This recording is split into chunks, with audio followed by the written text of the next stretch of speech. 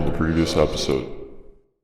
See what happens. Running back. Come on, Ned! Cookies. Last call. What is up, YouTube? Welcome back to the channel, episode 9 of the No Money Spent. Don't be afraid to subscribe, like at the end of the video. Let's get into it. Right away, we pick up an Aaron Rodgers 85, which you can get from getting 5 touchdowns in Superstar KO. I end up discarding for 300 training, but it's free training. And then finally, I take the loyalty elites we got in last episode, turn them into a Deebo Samuel, which I end up selling for about 48,000 coins. And then on Friday morning, which is today, Madden finally released their Superstar promo, the first promo of the year, first chance to make coins, content, everything. And we're going to look through the exchange sets first. These sets aren't the best. There's not much value to gain. The players they dropped were Russell Wilson, Michael Thomas, Von Miller, and Marlon Humphrey as the headliners. None of them really excite me, really, except Von Miller.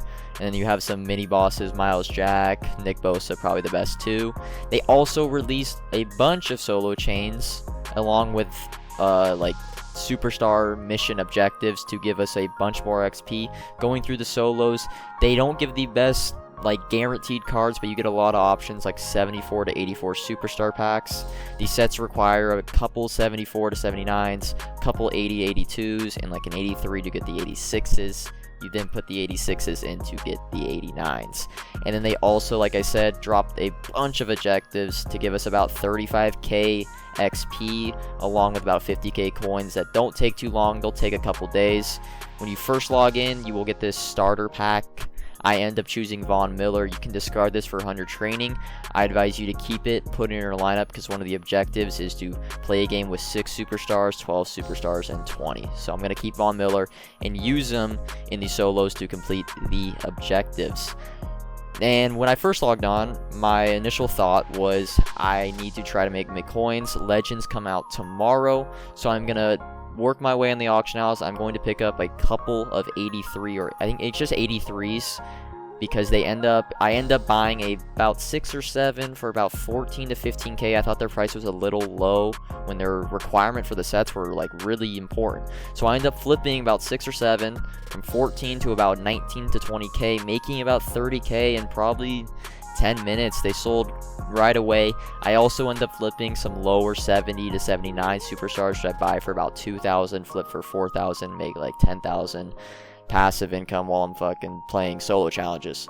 But moving on from that, I also try out the 100 training rerolls in the store. I have about 1.5k training, and I pull about 10 or so of the 74 plus. I don't know if you could pull the 89s, but I did get lucky, and you'll see I pull a couple of 80s, and I do pull an 86. These rerolls, I don't know if they're really worth it. Training did go up quite a bit. Some 88s that were going for 99k, like Travis Kelce, Devontae Adams, they're all the way up to 120. If you want training, I advise you to wait till Saturday and buy the mini legends, as they're going to be spammed and guaranteed in packs. And here we go, a couple of 74. I pulled about 10. I'll show the highlights. The first major pull, 86 Adam Thielen, goes for about 60k. Basically, about 100 training per pack ends up being about 6 to 7k. So you pretty much have to pull an elite about 1 every 3. As you see, I pull a couple more 80 to 83s. I end up quick selling Adam Thielen because I spend 1,000 coins of training, 10 packs. I quick sell Adam Thielen for exactly 1,000 trading, go right back to where I was at 1.5k training, and I sell all the elites and the low golds that I get, end up profiting about 50k. I pull a couple later and get 1 elite out of 3. And then finally, we are going to move into the previous day, Thursday night. I play my friend Ryan, who you saw in one of these squads games in a little competitive friendly game, and it ends up being a really good game. His team is based around a Seahawks theme team with Sean Alexander. He ends up getting +1 speed for the 25 Seahawks. He also has the rookie master Devontae Smith, which played a really good game. Ryan's going to come out. You know what he likes to do. Roll out to the right. I think this was first play of the game. He almost took it for 6. I think that was Julio. Sean Alexander, he does have the X factor. He's going to run over 2 of my players.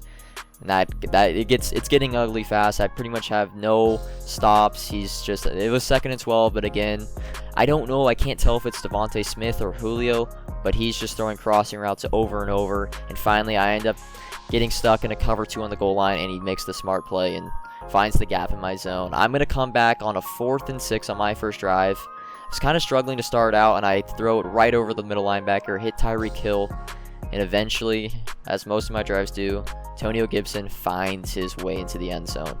Now Ryan is going to come back. I get ball to start the second half, so this is almost a must score. It's 3rd and 21. I haven't backed up in his own end zone. Justin Fields, I mean, a hope and a prayer, and Mora gets mossed by Devontae Smith. I'm raging in the call. I'm losing fulls. Lucky BS or whatever. I come back with 24 seconds left on my drive. 2 timeouts. I started with 3. The second play, we're going to hit Kyle Pitts on a delayed corner route. I think he honestly stepped out of bounds. You could argue it should have been a flag. Keeps the feet in. Gets out of bounds for about a gain of 25. 1st and 10 now. I'm going to hit Antonio Gibson on a wheel route. Wheel routes are great against zones when they're covering the sidelines. The middle of the field is wide open. And again, I'm going to go to Gibson. This time I'm more of a streak because I'm on the short side of the field. He's going to get bumped, kind of hides, and Gibson makes the play. So 30 seconds left. I get a touchdown. I only use 2 timeouts. I then get the ball to start the second half.